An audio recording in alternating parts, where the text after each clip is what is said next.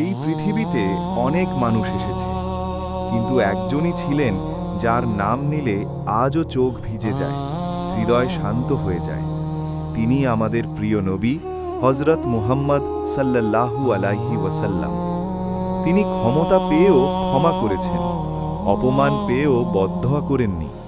পাথরের আঘাতে রক্ত ঝরেছিল, তবুও তিনি বলেছিলেন, হে আল্লাহ, আমার উম্মতকে ক্ষমা করুন, ওরা জানে না। তিনি এতটাই দয়ালু ছিলেন যে রাতে নামাজে দাঁড়িয়ে নিজের জন্য নয়, কাঁদতেন আমাদের জন্য।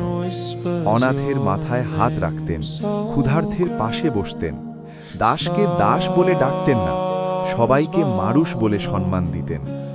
তিনি শিখিয়েছেন, সবচেয়ে বড় শক্তি রাগ নয়, ক্ষমা। সবচেয়ে বড় সৌন্দর্য চেহারা নয়, চরিত্র।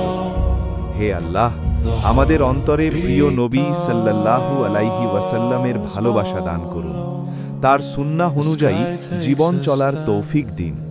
দুনিয়াতে তার উম্মত হিসেবে বাঁচতে আর আখিরাতে তার শাফাত পেতে আমাদের কবুল করুন। আমিন।